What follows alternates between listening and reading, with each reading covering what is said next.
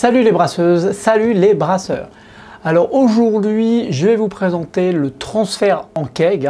Donc comment transférer de la bière dans un keg de façon bien sûr la plus sécurisée possible, c'est-à-dire éviter l'oxydation et bien sûr éviter les contaminations. Donc la première chose, c'est comment nettoyer les kegs.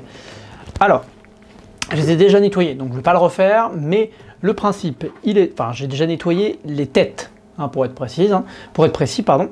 Donc je ne vais pas renettoyer, je vais juste renettoyer l'intérieur, donc ça je vais vous montrer après. Mais dans tous les cas, il vous faudra un seau rempli de produits désinfectants, donc votre solution désinfectante de choix. Voilà, ça peut être ce que vous voulez.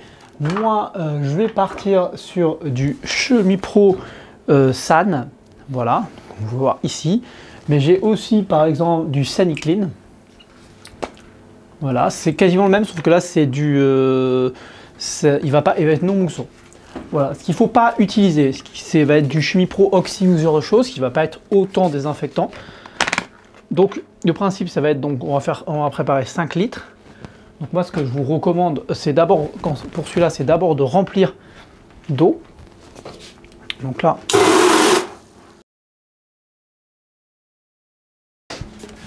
ensuite on rajoute environ 10 millilitres à peu près, donc en fait c'est 15 millilitres pour... alors là, vous voyez, la notice c'est là, il faut déplier pour ceux qui se posent la question, il y a souvent des questions sur internet. Et donc là vous avez la quantité indiquée, voilà ici, hop, 15 à 25 millilitres pour 10 litres. Donc moi, ce qu'on peut faire c'est entre 7 litres et demi et 12 et des patates. Donc vous pouvez très bien mettre un peu moins de 10 ou 10 quoi. Là vous serez sûr d'avoir un bon désinfectant. Une fois que vous avez fait ça, vous prenez une spatule, une cuillère, ce que vous voulez, donc là en l'occurrence un mini fourquet en acier, et on va touiller le tout, voilà. Donc là ça y est, votre solution désinfectante est prête, c'est quand même hyper rapide, avec de l'eau froide, donc c'est vraiment top. Donc ensuite, comme je disais, il faut désinfecter tous les éléments. Donc ça, je vais la poser par terre, tout simplement. Hop, hop, voilà. Soit dans le champ de la caméra. Et pour ça, c'est vraiment très simple.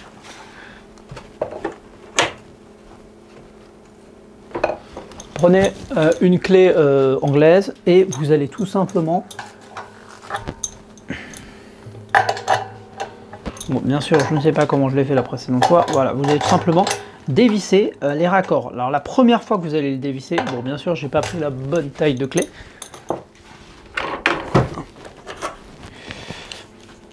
Donc on dévisse les raccords. Donc là c'est très simple. Vous mettez dessus. Bon bien sûr, je vais certainement le tourner dans le mauvais sens.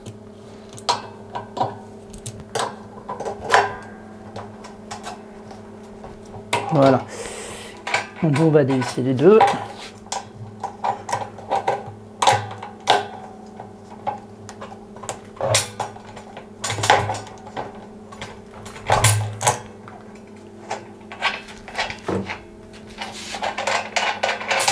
Donc c'est tout simplement vers la gauche qu'il faut dévisser.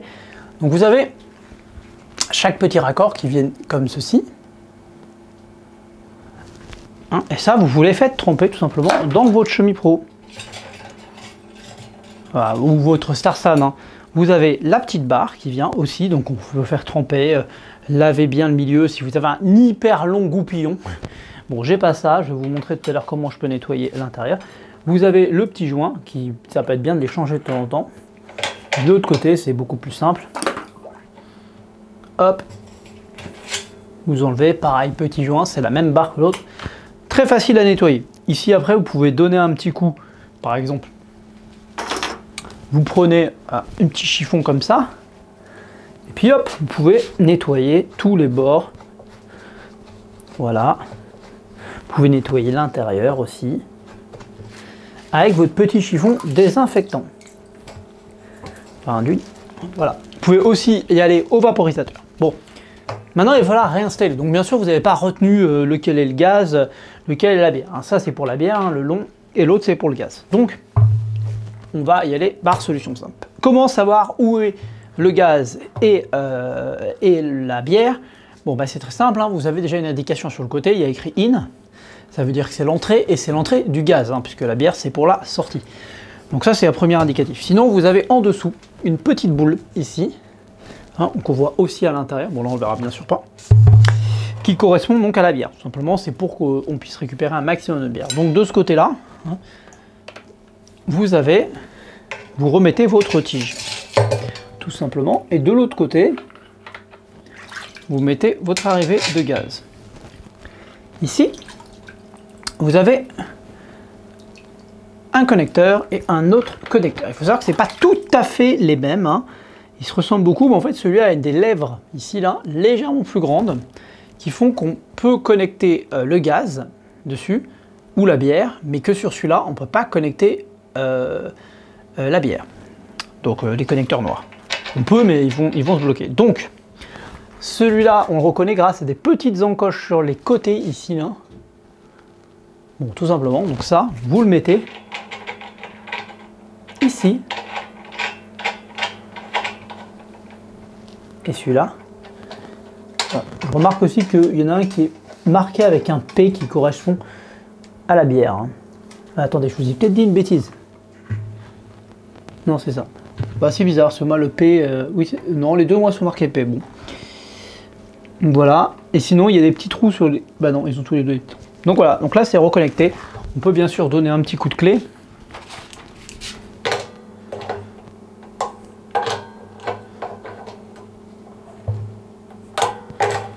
Ça sert à rien de forcer comme un bourrin, hein, je précise. Hein. C'est une fois que les joints commencent à être compressés, on n'a pas des pressions de fou dedans.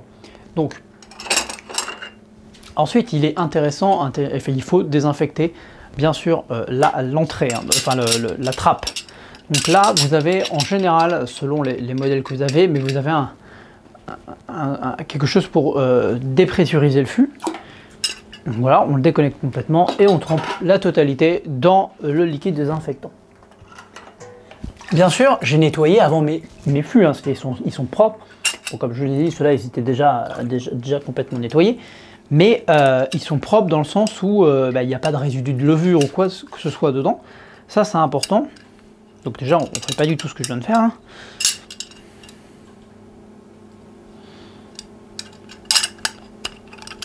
Donc là, on remet le joint et on va tout simplement... Enfin, là, on va le laisser dedans. Hein. Donc il n'y a pas de souci, mais on va juste reconnecter. Voilà. Là, ce que vous faites, c'est que vous allez vous allez construire. Donc, je vais faire pareil avec l'autre.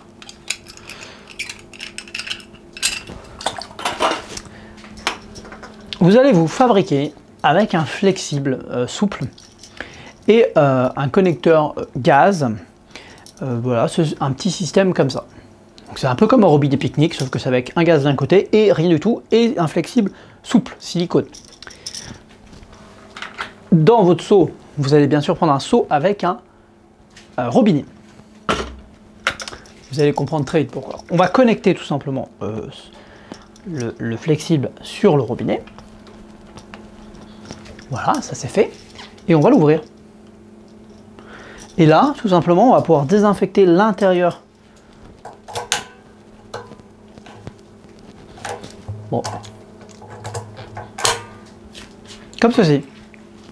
Et là, ça va se remplir de liquide désinfectant. Ça va emporter tout ce qui est emporté s'il y a des restes à l'intérieur. Donc on fait ça avec la canne bière. Et bien sûr, on fait ça aussi avec la canne, enfin côté gaz.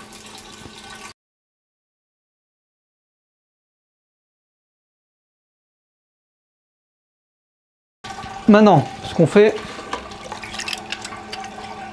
on récupère l'une des trappes et on va l'installer. J'ai toujours l'hésitation de dans quel sens ça se met. Hein.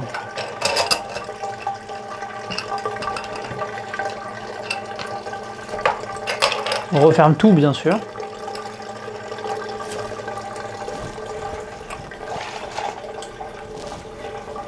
Voilà, on voit que c'est mal refermé. Pour ça, le problème des kegs comme ça, c'est que c'est des occasions, donc forcément à petit les trappes elles Elles sont un petit peu abîmées, un petit peu voilées. Donc là, on mélange bien. Ça, on secoue, on secoue, on secoue, on secoue. Et voilà. Une fois que c'est fait,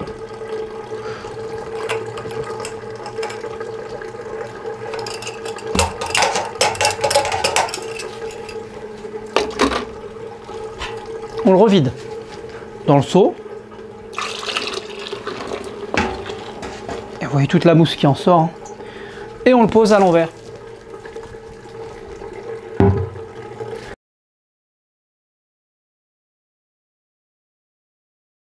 Et on le laisse s'égoutter. Alors, en général, ce qui va se passer, c'est que la paille, la longue paille qui va jusqu'au fond, a tendance à se remplir un peu de bière. Et, enfin, rester pas de bière, à être remplie de liquide désinfectant. Donc, on les remet à égoutter comme ceci. C'est bien d'être sur un sol comme ça, comment dire, de garage et tout ça, parce qu'on peut se moquer du liquide.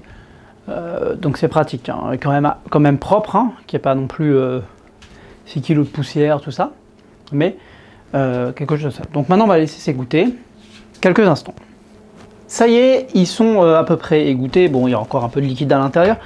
Donc une fois qu'on peut les laisser s'égoutter plus ou moins longtemps, hein, c'est pas très grave qu'il y ait encore un peu de Starsat dedans, hein, c'est pas très important. Ce qu'on va faire maintenant, c'est qu'on va les purger de CO2. Donc là, la purge de CO2, ça va éviter l'oxydation. Simplement, vous retournez votre keg.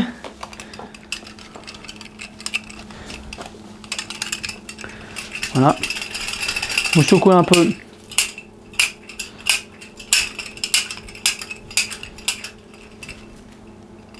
Et on va le fermer. Ok. Quand on va vérifier au passage l'étanchéité. Donc ce qu'on fait, c'est qu'on prend un raccord. On va bien sûr le désinfecter par sécurité. On va le connecter. Et on va ouvrir.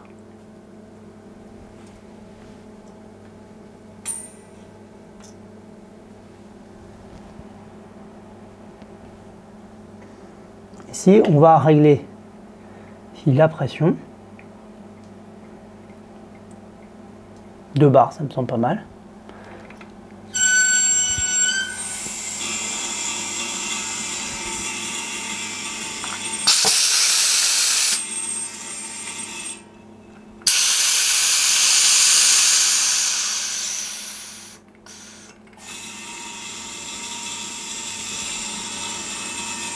Donc on remplit plusieurs fois en fait. Hein.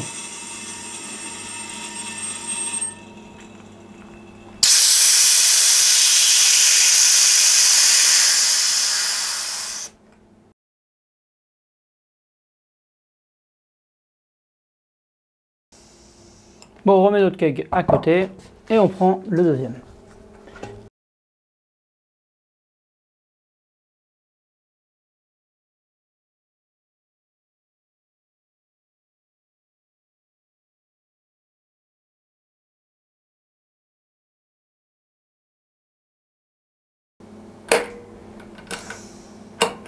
Voilà, donc j'ai purgé mon keg. Hein. Alors le but de la purge, c'est de remplacer l'intégralité de l'air par du CO2. Donc ce qu'on fait, c'est qu'on le remplit à plusieurs reprises. Donc voilà, là j'ai mis 1,5 bar. On pourrait mettre un peu plus, mais j'ai encore un peu peur de mon nouveau détendeur avec les connectiques. Donc voilà, donc ce que j'ai tendance à faire plutôt, ce que j'ai plutôt tendance à faire, c'est donc à, comment on appelle ça, donc voilà, je les remplis à 1,5 bar 2 fois, vider complètement. Normalement, il devrait être quand même relativement vide d'air, hein, puisque la première fois, 1,5 bar, c'est-à-dire qu'en fait, on a mis 1,5 fois plus que ce qu'il pouvait contenir. Hein, donc c'est-à-dire qu'on se retrouve avec une dose de CO2 pour une dose de mélange avec de l'oxygène, avec une dose et demie de CO2. On l'a vidé, donc il s'est retrouvé avec une dose de ce mélange d'avant et on l'a refait une deuxième fois. On peut le faire une troisième fois si on a envie, hein. Il suffit d'ouvrir et puis ça va se remplir tout simplement. Avec 3 fois par sécurité, ça peut être bien.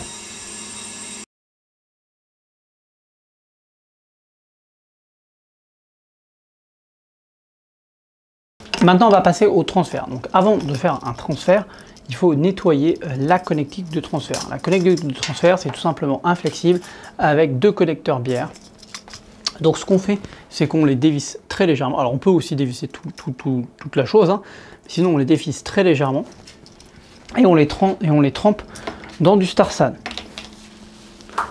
Tout simplement, vous prenez votre petit Starsan et vous allez remplir dedans. Là, le tuyau va donc se remplir magiquement de liquide. Voilà, donc là on voit il est rempli de liquide. Et on va le vider. Donc là le mieux, ce que vous faites, enfin ce qu'on fait, c'est qu'on va on les revisse à ce moment-là.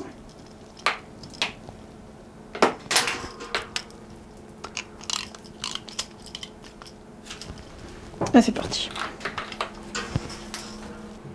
Première chose, on regarde la pression qui est présente dans le fût. On voit qu'elle est, donc là vous n'allez pas pouvoir le voir, mais elle est à 10 PSI. Donc ça correspond à peu près, bon, il aurait fallu que ce soit un peu plus même, hein, donc ma bière a un peu baissé. Ça correspond à la pression d'équilibre de mon fût, hein, que j'avais programmé en tournant ici. Donc ici, on va donc le déconnecter puisqu'on n'en a plus besoin. Et ça, bien sûr, on va désinfecter, on trempe le bout dans le Starsan et on va le connecter à l'arrivée. Donc in, si elle est peut-être pas indiquée. Donc on repère, c'est les petits picots sur les côtés, donc c'est celle-ci.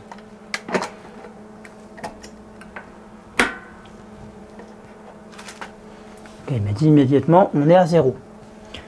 Pas de souci, c'est ce qu'on s'attendait. Ensuite, on peut connecter, on va connecter immédiatement un connecteur de CO2. On connecte le gaz sur le gaz. Pareil, petit picot, petit trou sur les côtés. Par contre, là j'ai utilisé un autre, j'ai pas utilisé la même fiche, on la purge avant. Donc là je l'avais purgé tout à l'heure, mais j'utilise pas la même fiche parce que celle-ci est un peu plus longue. Donc ce qu'on fait, c'est qu'on ouvre. Au passage, on regarde si elle est bien réglée. À un peu plus de 10, donc ça on réglera après, et on la connecte.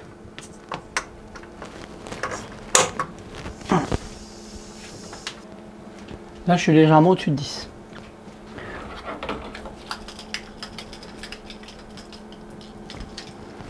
Maintenant, on va connecter le connecteur bière ici et ici. Vous allez voir, ça va être magique, hein, ça va transférer immédiatement. Et voilà, c'est parti. Donc ce qui se passe, qu'au début ça va mettre un peu de temps à monter, l'aiguille là il va falloir surveiller. Alors, vous ne voyez pas. J'ai connecté ici et maintenant on connecte ici. Donc là ça va transférer. S'il y a une trop grosse différence de pression, je vais mettre dans le premier temps, ça va mousser. Donc j'aurais dû monter au passage la pression dans le fût, ça aurait été mieux. Donc, ce qu'on fait, c'est qu'on fait le transfert. Idéalement, j'aurais dû monter la pression à 10 PSI aussi dans le fût pour être tranquille. Mais c'est pas très grave. Donc là, on va voir le transfert. Alors au passage, j'ai pas purgé ça. Donc c'est peut-être une petite purge après. Il y a eu quand même de l'oxygène dedans. J'aurais pu purger. Bon, voilà. C'est pas non plus hyper grave. Hein. On va pas non plus mourir pour une ligne avec du CO2 dedans. Avec de l'oxygène dedans. Donc là, juste on fait le transfert. Donc là, vous voyez, la petite aiguille monte, elle grimpe, et elle va monter petit à petit. Bon, forcément, le frigo, il n'est pas content. Elle va monter petit à petit vers la bonne pression. Ici, on vérifie qu'on est bien. On voit qu'on peut augmenter un peu. Ici, on va monter petit à petit. Donc voilà. S'il y a une trop grosse différence de pression, ça va mousser, ça va être rempli de mousse, et tout simplement, ça va arriver jusqu'en haut. Donc le but, c'est pas que la bière se dégaze lors du transfert, donc il faut que la pression entre les deux unités soit très similaire. Bien sûr, il faut qu'elle soit plus haute ici, mais c'est la pression surtout de la bière qui est importante, hein, après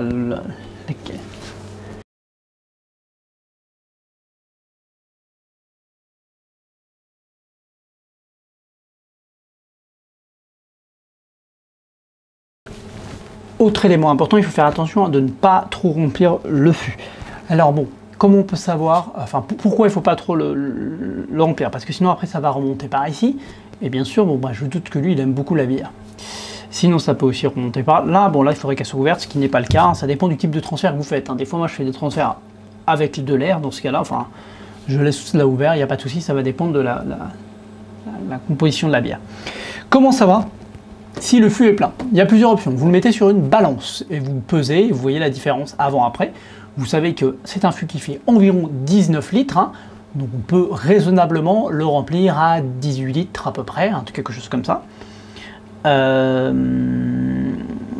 Voilà. Donc normalement, je devrais pouvoir presque le remplir en entier, mais je vais avoir un petit peu plus. Donc le plus simple dans ces cas-là, c'est de faire 2 fûts, hein, à peu près à moitié-moitié, comme ça on peut se balader, déjà ils sont plus légers.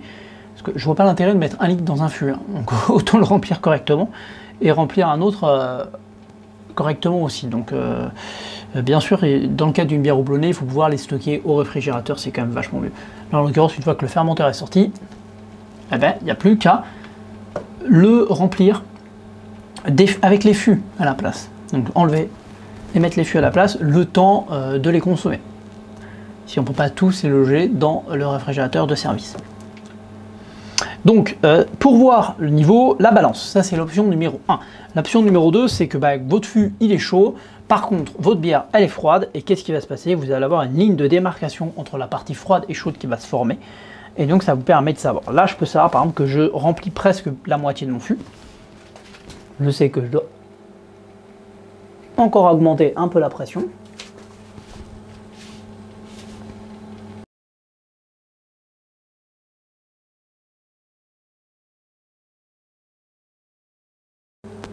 Alors là on voit qu'on a une pression beaucoup plus élevée. Ah ben parce que, pardon, j'augmente depuis tout à l'heure et j'ai oublié de régler là. Donc très important, bien sûr ici. Donc ça c'est une petite erreur de ma part, hein. Bien suivre, sans quoi on va monter beaucoup plus haut. Donc là on peut baisser, sinon c'est pour ça que ça se remplissait plus à mon avis. Donc là ça sert à rien de monter comme un bourrin. C'est ici qu'il faut baisser. Très important, ce qu'il faut faire ensuite, c'est bien sûr dévisser jusqu'à ce qu'on soit sur la bonne pression. Sans quoi ça va arrêter de se remplir puisque la pression ici va être plus élevée que dans le fût. Voire même la bière pourrait faire le chemin inverse techniquement. Donc vérifiez ici, donc là nous on va environ 12 PSI, hein. Depuis tout à l'heure je parle de 10 parce que ça s'est un peu baissé, mais techniquement la pression qu'il me faut dans mon fût par rapport à la température de ma bière qui est environ à 3 degrés, c'est 12 PSI par rapport à la carbo que je veux. 10 ça passera aussi, hein. Voilà, bon le problème c'est que ma sonde n'est pas mise correctement, donc des fois elle aspire un peu d'air. Ça sert à rien de dévisser trop, il faut quand même qu'il y ait une différence de pression entre entre la pression d'équilibre ici et ici qui soit pas trop élevée. Par contre on peut augmenter après le CO2 beaucoup plus, hein. Pousser beaucoup plus fort, ça ne gêne pas trop, ça ira que plus vite. Bon je pense qu'il faut être quand même raisonnable, mais voilà, si là j'augmente un peu, ça va forcément augmenter la vitesse. Et là on est pile poil à 12 PSI, donc là c'est top.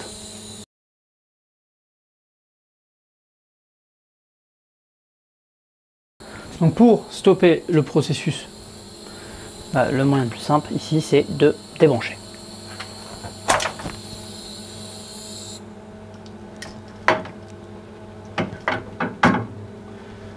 Ici on débranche. Ici on rebranche bien sûr sur le gaz la spooling valve, on va voir de suite. Voilà, la pression il me l'indique, on est donc bien à la bonne pression. Ici, bon bien sûr j'avais vidé. Et ici il n'y a plus qu'à reconnecter et automatiquement on va être reparti.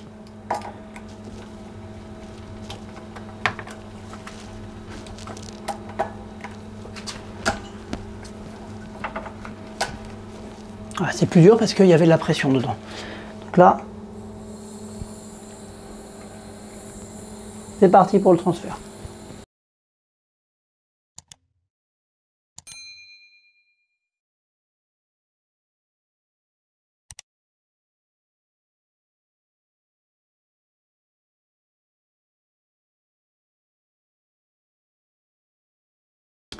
J'ai pu remplir mes 2 fûts. Pourquoi 2 fûts alors que j'avais environ 19 litres à passer?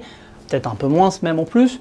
Parce que, tout simplement, le fût fait 18 litres, enfin 19 litres je crois, mais en réalité c'est un peu moins, c'est 18,7 ou un truc comme ça, donc ça peut être rempli un peu trop. Donc moi je préfère faire de fût dans ces cas-là plutôt que le remplir trop, surtout que j'ai pas envie que de la bière rentre dedans. Donc voilà, donc là clairement c'est pas l'idée, sinon il me ferait une genre de valve, mais non même pas, ça marcherait pas. Je dis des bêtises, une valve anti-retour, c'est pas la bonne idée puisque justement on veut que ça sorte et pas que ça rentre, et les deux de toute façon sortiraient. Donc c'est pas la solution. Donc voilà, il faudrait peut-être que dans la petite tige, il y a un détecteur de liquide qui bouche dès que le liquide arrive. Ça pourrait être là, ça serait pas mal ça comme invention d'ailleurs. Ça on se poserait pas la question, on pourrait commencer le remplissage, s'en aller, revenir dès que c'est rempli, voir que le gaz ne bouge plus, que c'est bon. Donc ça serait peut-être la solution. Donc voilà, j'ai rempli mes deux fûts. Pour savoir combien exactement, ce que je fais, c'est que je les pèse avant et je les pèse après. Donc on a 4 litres, 4 kg et demi pour le fût. Il suffit juste de savoir à peu près, en fait je crois que c'est 4,2, un truc comme ça.